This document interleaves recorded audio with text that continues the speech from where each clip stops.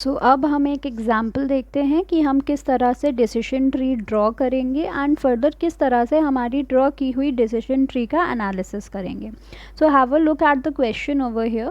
A company owns a lease on a certain property.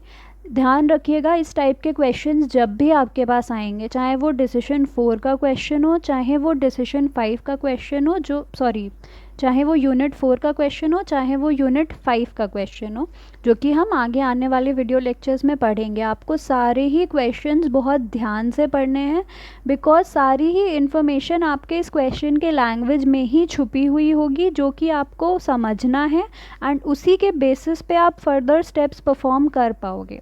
सो यहाँ पे क्या बोला है कि the company may sell the lease for ₹2000 और it may drill the property for oil. So सबसे पहले तो क्या है, एक डिसीजन आपका D1 है जहाँ पे आपके पास दो ऑल्टरनेटिव्स अवेलेबल हैं.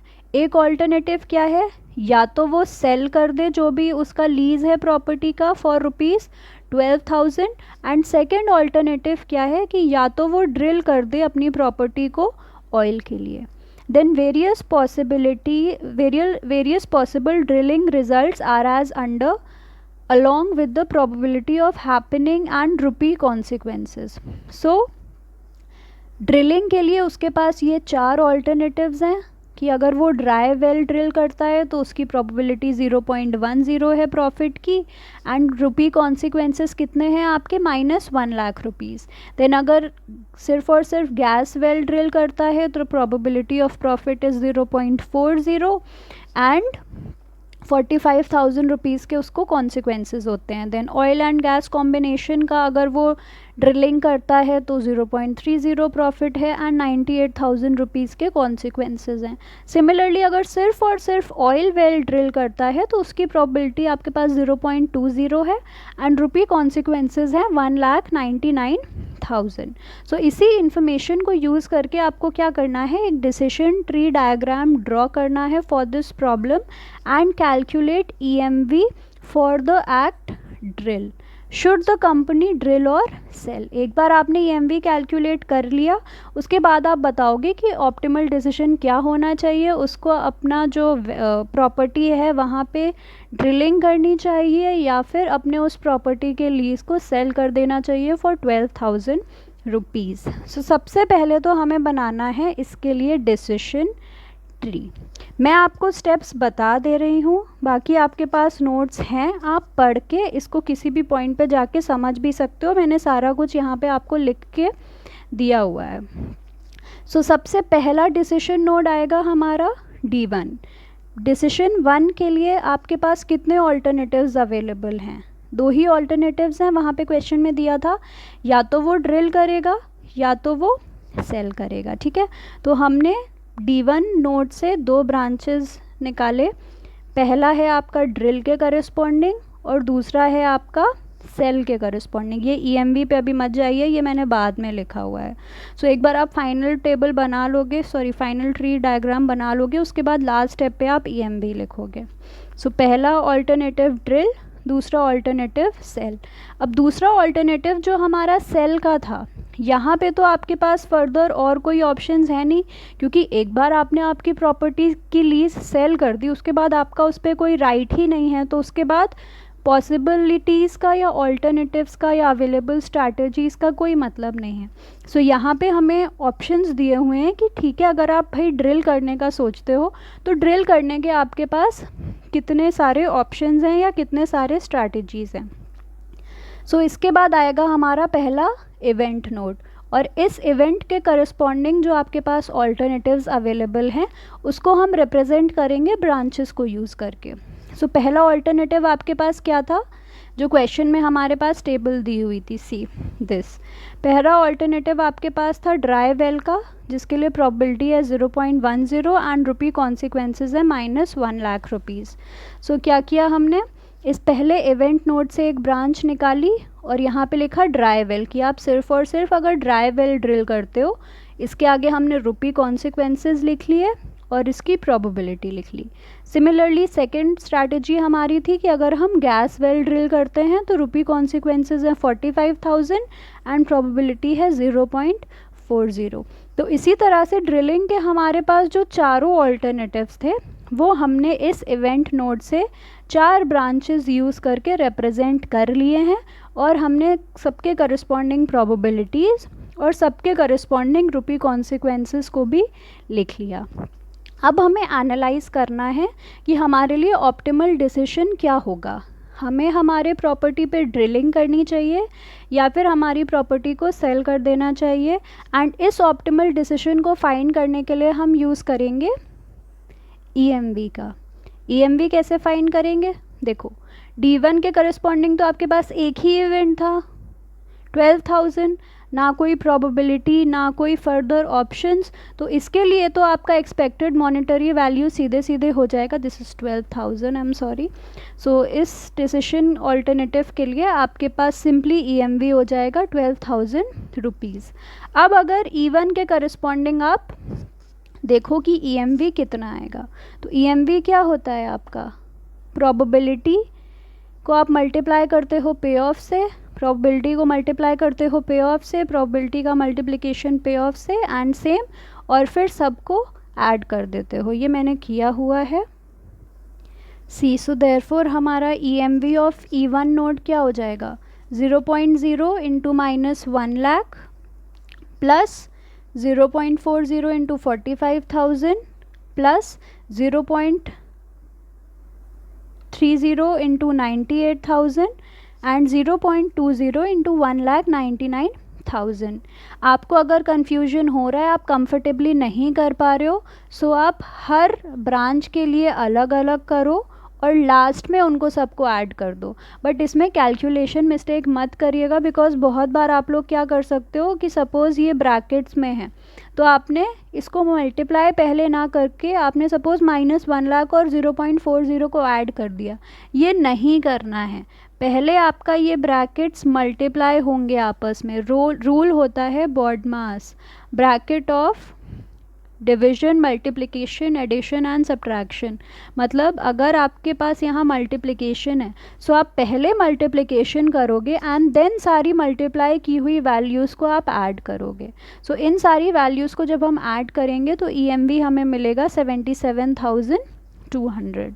सो वही EMV हमने यहाँ डिसीजन 1 के अलॉन्ग लिख दिया और डिसीजन 2 के अलॉन्ग भी हमने EMV लिख दिया 12,000 रुपीज़। अब आप देखिए EMV ज़्यादा कहाँ पे है, EMV ज़्यादा आपका इवेंट 1 के लिए है, जब आप आपके प्रॉपर्टी को ड्रिलिंग के लिए यूज़ करते हो। सो यही वाला ऑल्टरनेटिव हमारा ऑप्टिमल डिसीजन हो जाएगा। एंड जो आपका ऑप्टिमल डिसीजन है उसको आप डार्क लाइन यूज़ करके रिप्रेजेंट कर दोगे। सो 10 यहाँ पे आपका ऑप्टिमल डिसीजन हो जाएगा by maximum EMV criterion the company is to drill the property for oil. ठीक है, सो एक क्वेश्चन हम और देख लेते हैं। यहाँ पे मैं आपको क्वेश्चन पढ़ के बता देती हूँ एंड देन यहाँ पे मैंने डायरेक्टली टेबल बनाई हुई है। तो आप क्या करिएगा, जब इसकी डिसीजन ट्री जब आप देखोगे तो सेम टाइम पे आप अपने नोट्स एक बार ओपन करके साथ के साथ क्वेश्चन भी देखते रहना, तो आपको या फिर आप डायरेक्टली नोट्स खोल के ही क्वेश्चन देख लेना, तो आपको समझ में आ जाएगा कि हमने कौन से डिसीजन के अलॉन्ग कौन से ऑल्टरनेटिव के लिए ब्रांच एंड ऑल बनाया हुआ है। सो क्या बोला जा रहा है यहाँ पे, mister X of ABC limited, कोई कंपनी है ABC जिसके ओनर सपोज मिस्टर एक्स हैं, wants to introduce a new product in the market. Simple है, एक प्रोडक्ट उन्हें इंट्रोड्यूस करना है मार्केट में। He has a choice of 2 different research and development plans AB। So जो भी प्रोडक्ट उसको लॉन्च करना है उसके लिए उसके पास 2 रिसर्च एंड डेवलपमेंट प्लान्स हैं। उसके बाद बोला है A cost ₹10 lakh and has a choice of 40% chance of success, whereas B cost ₹5 lakhs with a 30% chance of success.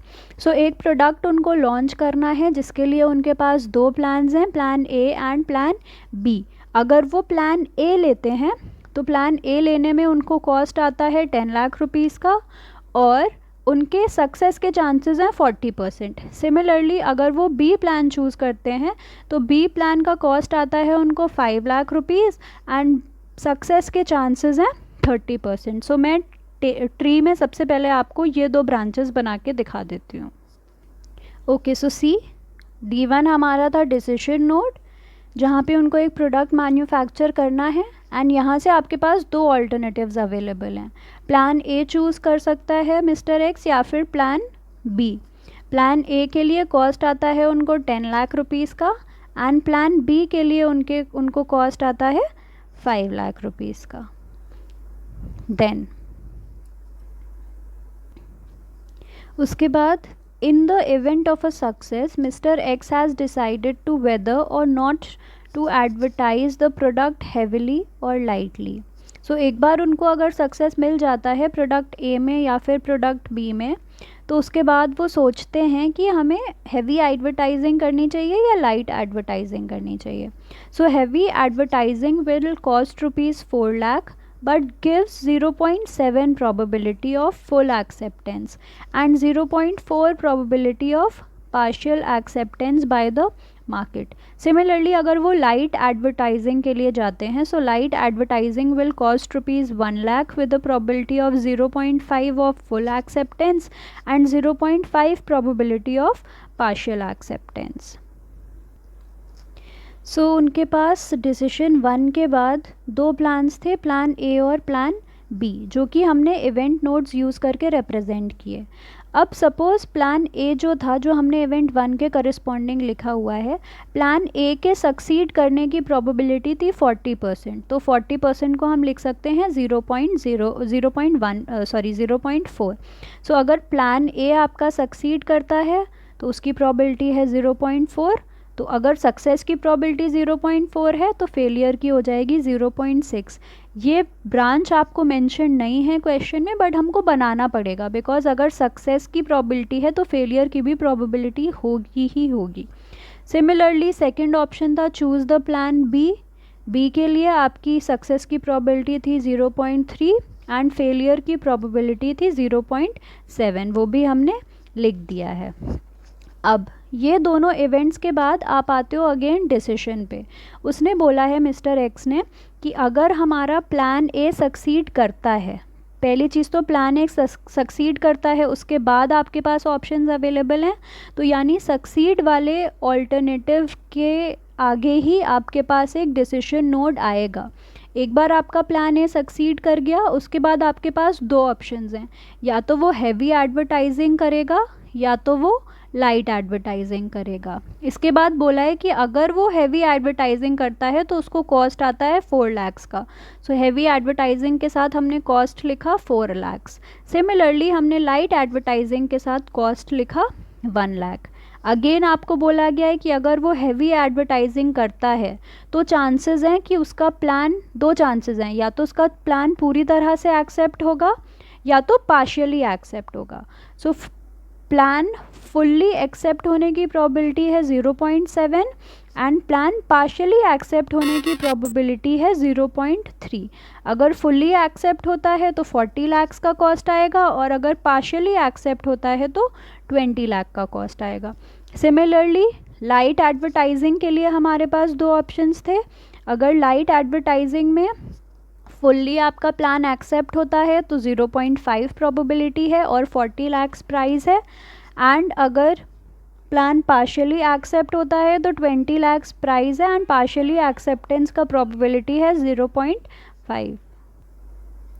Similarly जिस तरह से हमें प्लान ए के लिए इन्फॉर्मेशन दी हुई है, उसी तरह से आप क्वेश्चन पढ़ोगे तो देखोगे प्लान बी अगर हम चूज़ करते हैं उसके आगे के भी आपको सारे पॉसिबिलिटीज़ दिए हुए हैं। सो उन्हीं पॉसिबिलिटीज़ को यूज़ करके हमने हमारा डिसीजन ट्री बना लिया। अब एक बार आपने डिसीजन ट्री, एंड ट्रस्ट में ये अभी आपको देखने में इतना कॉम्प्लिकेटेड लग रहा है डिसीजन ट्री, आप क्वेश्चन का एक एक स्टेप करके डिसीजन ट्री बनाओगे, बिल्कुल भी टफ आपको नहीं लगेगा। चलिए, एक बार हमारी डिसीजन ट्री बन गई, उसके बाद अब हमें इस डिसीजन ट्री का एनालिसिस करना है। सो वो एनालिसिस करने के लिए हमें बैकवर्ड स्टार्ट करना है, लास्ट के नोड्स से, लास्ट के ब्रांचेस से, एंड EMV कैलकुलेट करना है। सो वो अब मैं करके दिखाती हूँ। इस तरह से हमने एक टेबल बनाई हुई है। जब भी आप देखो कि आपकी डिसीजन ट्री एक काफ़ी बड़ा सा स्ट्रक्चर आ रहा है, तो आप इसी तरह से एक टेबल बना लो, क्योंकि आपको कई सारे डिसीजन पॉइंट्स एंड ऑल्टरनेटिव्स के लिए ईएमवी की वैल्यू फाइंड करनी होगी। सो यहाँ पे मैंने 5 कॉलम्स बनाए हैं। First is the decision point, कि कौन से डिसीजन पॉइंट के करस्पॉन्डिंग आप ईएमवी फाइंड कर रहे हो। देन उस डिसीजन पॉइंट के corresponding alternatives, corresponding events, and then conditional value. Conditional value मतलब जो भी कॉस्ट वैल्यू हमें दी हुई है। बीच में प्रोबेबिलिटी का column and then expected value. यहाँ पे हम प्रोबेबिलिटी और कंडीशनल पे ऑफ का मल्टीप्लिकेशन करके लिखेंगे। सो अगर आप यहाँ पे देखो, D2 से हम स्टार्ट करेंगे, क्योंकि हम राइट वर्ड्स हमारे डिसीजन नोट से स्टार्ट करते हैं। D2 के लिए हमारे पास 2 ऑल्टरनेटिव्स हैं, हेवी एडवर्टाइजिंग और लाइट एडवर्टाइजिंग। हेवी एडवर्टाइजिंग के लिए EMV हम कैसे निकालेंगे, 0.7 इंटू 40 प्लस 0.3 इंटू 20। सो हमने वही किया हुआ है। हेवी एडवर्टाइजिंग में हमारे पास 2 इवेंट्स हैं, full acceptance and partial acceptance. Full acceptance के लिए probability 0.7, value 40 lakhs. So expected value आ जाएगी 28 लैक्स। यहाँ पे मैंने लैक्स ऑलरेडी ऊपर लिख दिया है, इसीलिए मैंने यहाँ पे 00 नहीं लगाया हुआ है। सो हैवी एडवर्टाइजिंग के लिए जो हमारा टोटल एक्सपेक्टेड वैल्यू आया वो आया 34, बट एक्सपेक्टेड वैल्यू 34 है, और यहाँ पे आपको कॉस्ट भी दी हुई है क्वेश्चन में कि हैवी एडवर्टाइजिंग अगर आप करते हो तो 4 लाख्स का खर्चा आता है। सो इसी एक्सपेक्टेड प्रॉफिट वैल्यू में से आपको वो कॉस्ट भी माइनस करना पड़ेगा, तभी आपको पता लगेगा कि एक्चुअल में आपका मॉनेटरी वैल्यू क्या है, एक्चुअल में आपका एक्सपेक्टेड प्रॉफिट क्या है। सो इसी 34 में से हमने 4 लाख्स को माइनस कर दिया, तो EMV आ गया हमारा 30 लाख्स। सो यही हमने क्या किया, पहले डिसीजन के पहले नोड के अलोंग आपका EMV आ गया 30 लाख। सिमिलरली डिसीजन पॉइंट के लिए हमारा सेकंड ऑल्टरनेटिव था लाइट एडवर्टाइजिंग, जिसमें अगेन हमारे पास 2 इवेंट्स हैं, full acceptance and partial acceptance. Full acceptance के लिए EMV 0.5 into 40 that is 20 lakh. Partial acceptance के लिए EMV 0.5 into 20 that is 10 lakhs. Total हो जाएगा 30 लाख, एंड इसमें से हमें हमारा कॉस्ट प्राइस माइनस करना पड़ेगा, जो कि दिया हुआ है हमें कि अगर आप लाइट एडवर्टाइजिंग करते हो तो 1 लाख रुपए का खर्चा आता है। सो 30 minus 1 that is 29 lakh. So therefore जो आपका डिसीजन पॉइंट था D2, वहाँ पे आपके पास 2 ऑल्टरनेटिव्स थे, हैवी एडवर्टाइजिंग और लाइट एडवर्टाइजिंग। तो अगर आपसे पूछा जाए कि डिसीजन 2 के लिए आप क्या चूज़ करोगे, हैवी एडवर्टाइजिंग या लाइट एडवर्टाइजिंग। सो यहाँ पे हमें ज़्यादा EMV कहाँ मिल रहा है, हैवी एडवर्टाइजिंग के लिए। So therefore decision point D2 के लिए आप हैवी एडवर्टाइजिंग सिलेक्ट करोगे, बिकॉज यहाँ पे आपको ज़्यादा EMV मिल रहा है। सिमिलरली D3 आपका क्या था, जो आपका प्लान B के करस्पॉन्डिंग डिसीजन नोट था। यहाँ पे भी 2 ऑप्शंस हैं, हैवी एडवर्टाइजिंग और लाइट एडवर्टाइजिंग। हैवी एडवर्टाइजिंग के लिए फुल एक्सेप्टेंस और पार्शियल एक्सेप्टेंस की प्रोबेबिलिटीज़ और कंडीशनल पे ऑफ है। सिमिलरली लाइट एडवर्टाइजिंग के लिए हमारे पास प्रोबेबिलिटी और कंडीशनल पे ऑफ्स हैं। So similarly decision note D3 के लिए भी हमने हैवी एडवर्टाइजिंग का केस बनाया। फुल एक्सेप्टेंस के लिए EMV 0.7 into 30 21 lakhs. Partial acceptance के लिए EMV 0.3 into 20 that is 6 lakh, और कॉस्ट हम माइनस कर देंगे 27 में से, तो हमारा EMV आ जाएगा 23 लैक्स। सिमिलरली लाइट एडवर्टाइजिंग के लिए 2 possibilities, full acceptance partial acceptance. 0.5 into 30 15 lakhs and 0.5 into 20 10 lakhs. Total EMV 25 and cost आप माइनस करोगे 1, तो आ जाएगा 24 लाख। सो अगर आप डिसीजन D3 के अलोंग देखो, D3 नोड के अलोंग 2 ऑप्शंस थे आपके पास, heavy advertising and light advertising. आपको ज़्यादा EMV मिल रहा है लाइट एडवर्टाइजिंग में। सो देयरफॉर जो आपका डिसीजन पॉइंट D3 था, वहाँ पे आप लाइट एडवर्टाइजिंग सिलेक्ट करोगे, बिकॉज वहाँ पे आपको नेट EMV ज़्यादा मिल रहा है। टोटल हमारे पास यहाँ पे 3 डिसीजन नोड्स थे, D3, D2 and D1। D2 और D3 के लिए हम ऑलरेडी EMV फाइंड कर चुके हैं, लास्ट हमें D1 फाइंड करना है। सॉरी लास्ट हमें EMV फाइंड करना है डिसीजन नोड E1 के लिए। सो डिसीजन नोड D1 के लिए आपके पास दो पॉसिबिलिटीज़ हैं, या तो आप A चूज़ करोगे और या तो आप B चूज़ करोगे। सो देयरफॉर D1 के लिए अगेन आपके पास दो ऑल्टरनेटिव्स हैं, चूज़ A या फिर चूज़ B। चूज़ A में आपके पास दो केसेस हैं, सक्सेस एंड फेलियर। तो A में अगर आपको सक्सेस मिलता है तो 0.4 प्रोबेबिलिटी है एंड 30 पे ऑफ है। सो 12 लाख्स का आपका EMV बनता है। सिमिलरली अगर A चूज़ करने पे आपके पास फेलियर आता है तो उसकी प्रोबेबिलिटी 0.6 है एंड कॉस्ट 0 है। So total is 12। एंड अगर आप A चूज़ करते हो तो जो आपका एक्सपेंडिचर है दैट इज़ ₹10 लाख। सो ये 10 हमने यहाँ से माइनस किया। So therefore decision branch E1 के अलॉन्ग जो हमारा EMV आया that is 2 lakhs। Similarly alternative B की जब आप बात करोगे, B के लिए हमारे पास दो इवेंट्स हैं, सक्सेस एंड फेलियर।